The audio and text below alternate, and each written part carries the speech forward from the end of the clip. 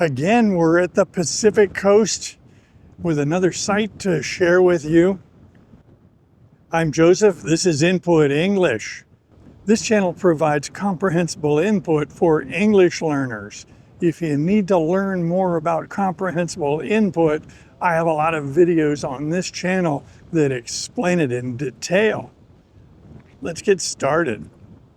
So we are now at the Pigeon Point Lighthouse.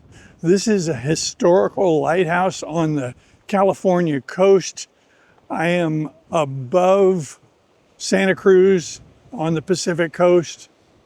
Below us is the Año Nuevo State Park, where I made a video in the past. It's where elephant seals tend to come twice a year for part of their life cycle. This is near to the town of Pescadero, which is inland. It's a lovely place to visit. You can see the Pacific is lapping up against the cliffs here. This park gives people beach access, so you can walk down to the surf.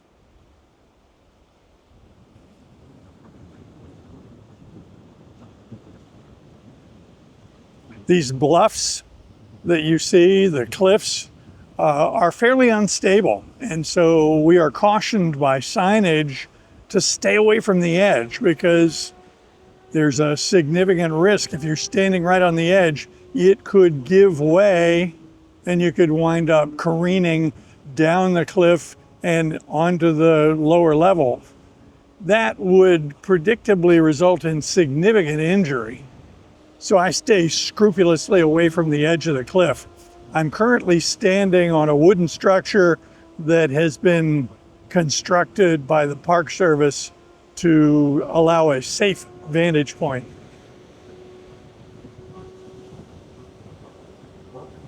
Here you can see the lighthouse.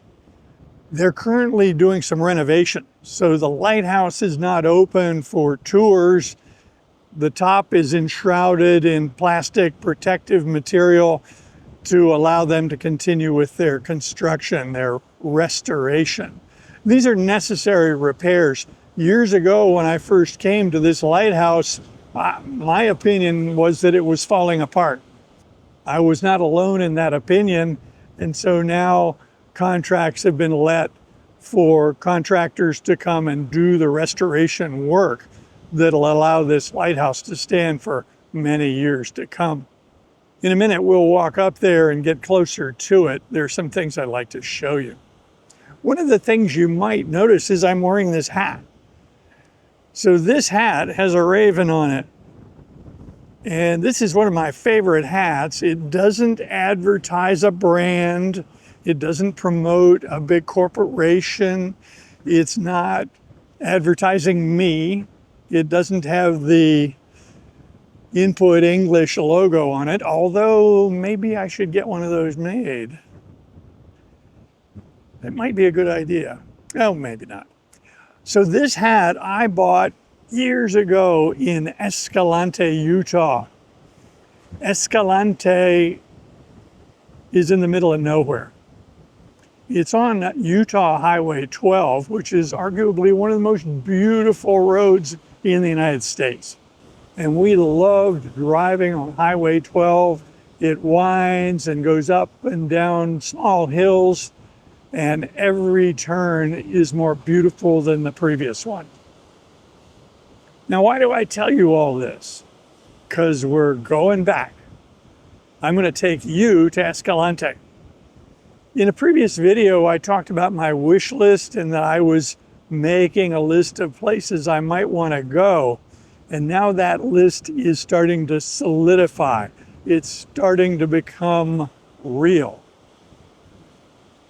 In previous videos, I talked about the difference between a wish and a goal, or a wish and a plan.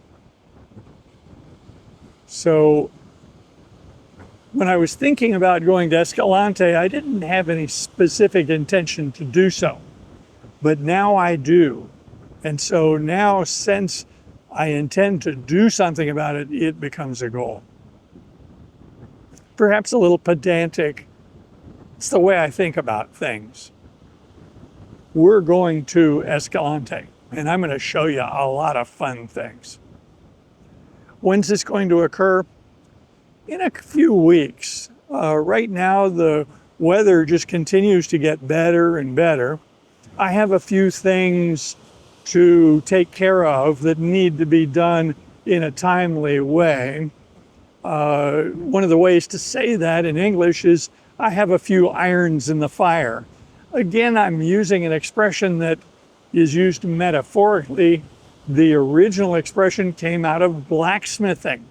If you have pieces of steel in a fire heating up, then you have future work to do. You have things you need to take care of.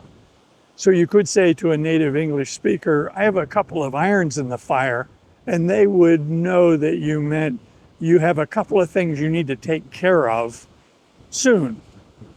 Not next year, but soon. Things that require your attention basically now.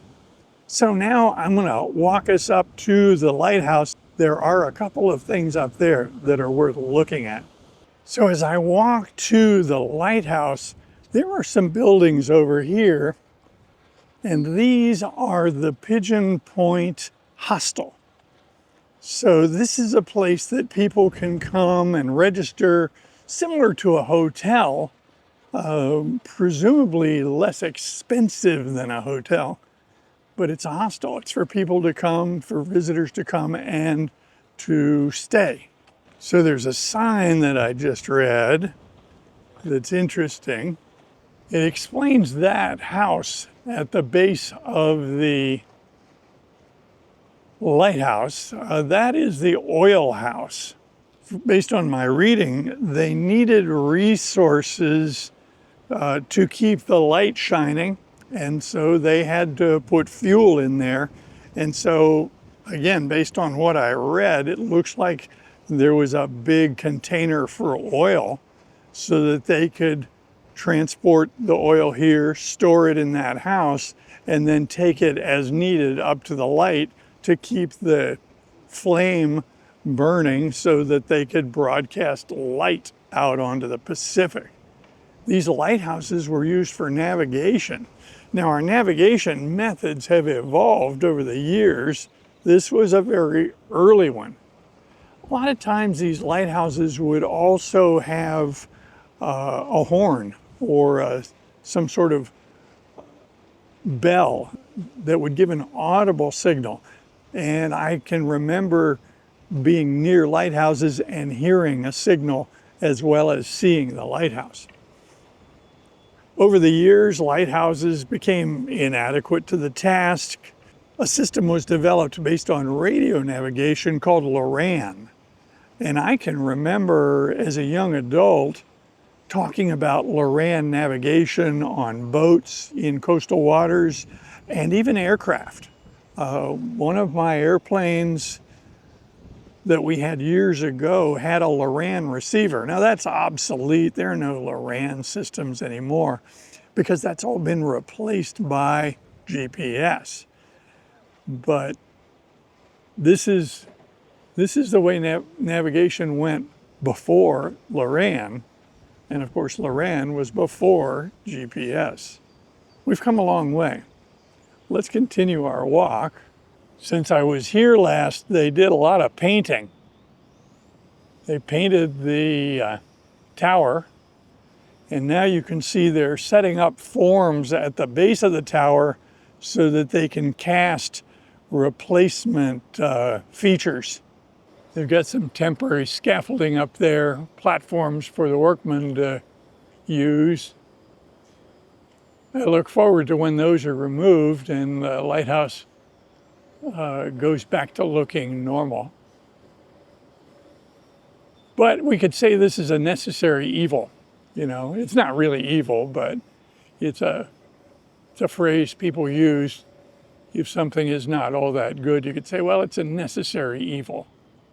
A minute ago, I was talking about an audible signal, and now I come to this building, and the name on the top above the door is fog signal. So it appears that this building was responsible for generating that audible sound for mariners. This building is labeled the Keeper's Store. Now, one might think, well, they have a store to sell things. I'm not sure that's true. This may be a storehouse. I'll do a little investigation. So this is the Pacific surf at these cliffs. And we are now behind the lighthouse, which comes into view here. This is a place that people come and sit and hope to catch sight of a whale spout. This is an area that a couple of times a year you might be able to sit here and gaze out upon the ocean and see the breath of a whale being expelled, blasting spray skyward. Whale watching is very popular. Here we have a little garden behind this little building. A bunch of different kinds of plants. And then there's a rock and another rock and a little edging here. But as you look at this, things are not what they appear to be. This is the skull of a whale.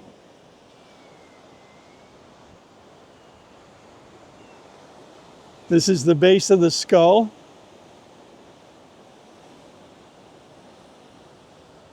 That's a whale bone over there. I can't tell you what bone it is. It looks like vertebra to me. Probably a whale vertebra. And that edging that works so well is actually a rib. So we have 3 different whale bones here in this garden. These did not arrive here recently. I came upon this, that's definitely a whale bone. It's been there a long time. My working assumption is it's a rib. Where I'm standing right now is really quite a bit less than an hour from home.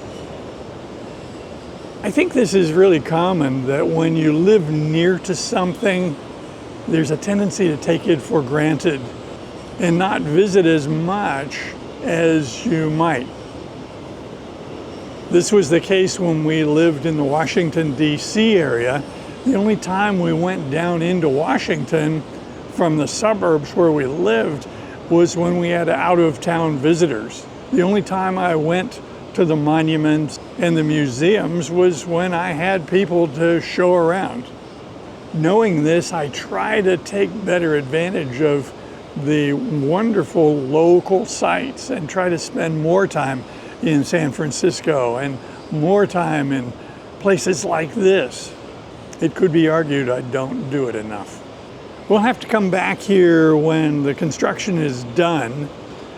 I read a sign that explained that the deterioration was pretty severe and that the restoration was becoming urgent. There was actually concern that the whole structure could topple. So they're doing these restorations. Hopefully we can come back and enjoy them in the future. While I was here, I scoured the surface of the ocean trying to see a whale spout. I saw nothing. I invite comments below, and if you like videos like this, be sure to click on this one next. See you soon.